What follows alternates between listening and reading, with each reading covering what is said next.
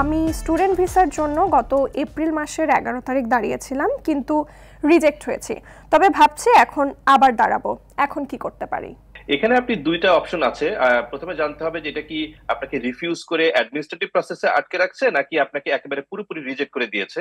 অনেক সময় দেখা যায় যে ভিসা আপাতত রিফিউজ করে অ্যাডমিনিস্ট্রেটিভ প্রসেসে রাখে, তার মানে এটা না কিন্তু আপনার কেসটা পুরোপুরি রিজেক্ট করে দিয়েছে তা না। তো এমন যদি হয় যে আপনি 6 মাসের বেশি অ্যাডমিনিস্ট্রেটিভ প্রসেসে ঝুলে আছেন, তাহলে কিন্তু রিট অফ ম্যান্ডামাস নামে একটা সার্ভিস নেওয়া যায়। এই রিট অফ ম্যান্ডামাসের আন্ডারে আমরা এমবাসিকে ফোর্স করতে পারি যে তুমি যা সিদ্ধান্ত নেবার একটা তাড়াতাড়ি সিদ্ধান্ত নাও, এরকম অনির্দিষ্টকালের জন্য ঝুলা রেখো না। তো সাধারণত এরকম রিট অফ ম্যান্ডামাস করলে পজিটিভ রেজাল্ট আসে, ভিসা ইস্যু হয়ে যায়।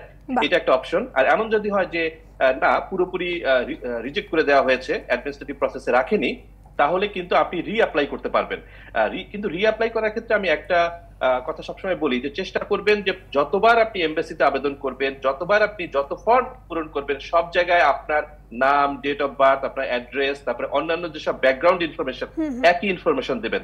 আপনি যদি 2-3 জায়গায় 2-3 রকম ইনফরমেশন দেন, তাহলে এমবাসি ধরে নেবে যে আপনি ইচ্ছা করে তথ্য গোপন করছেন, এবং এমবাসির কাছে ভুল তথ্য দেওয়া বা ইচ্ছা করে তথ্য গোপন করা কিন্তু বড় অপরাধ, এবং তারা আপনাকে 90 বছর 99 বছরের জন্য ব্যান করে দিতে পারে। মানে হলো আপনি সারা জীবন আর আমেরিকা আসতে পারবেন না। কাজে রিঅ্যাপ্লাই করার কোনো সমস্যা না, আপনি যতবার ইচ্ছা রিঅ্যাপ্লাই করতে পারবেন, কিন্তু একই তথ্য দিবেন। এই যে রিঅ্যাপ্লাইং এর প্রসঙ্গ ধরে একটু আসতে চাই, 90 থেকে 99 বছরের জন্য ব্যান করে দেয়া, এছাড়া মানে এই ভুল ইনফরমেশন দেওয়ার একটা অপরাধ ছাড়া আর কোন কোন কারণে এরকম ব্যানের মতো ঘটনা ঘটে? ইউজুয়ালি যদি বলি যে বাংলাদেশ থেকে যারা অ্যাপ্লাই করেন, তারা মূলত কি ধরনের সমস্যার কারণে এই ব্যানের কবলে পড়েন?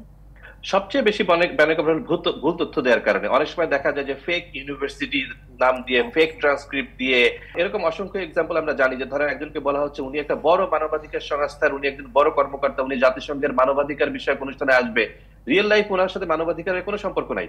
বা একজন বলছে যে উনি হয়তো বড় একটা ডায়াগনস্টিক সেন্টারের উনি একজন চিফ কেমিস্ট, উনি কেমিক্যাল কেনার জন্য আমেরিকা আসবে, রিয়েল লাইফে ওনার সাথে ওই ডায়াগনস্টিক সেন্টারের কোনো সম্পর্ক নাই।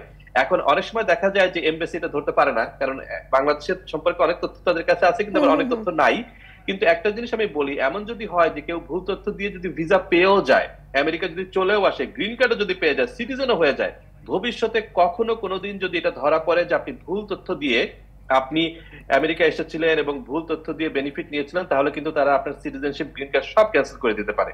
এই এমনি টুকটাক ধরেন অ্যাড্রেসে এদিক ওদিক হতে পারে। যেমন ধরেন আপনার হয়তো গ্রামের বাড়ি নারায়ণগঞ্জ, কিন্তু আপনি ঢাকায় হয়তো ভাড়া বাসায় থাকেন, এখন আপনি নারায়ণগঞ্জের অ্যাড্রেস দিবেন না ঢাকার অ্যাড্রেস দিবেন, এটা নিয়ে একটু কনফিউশন হতে পারে। This is not a big deal.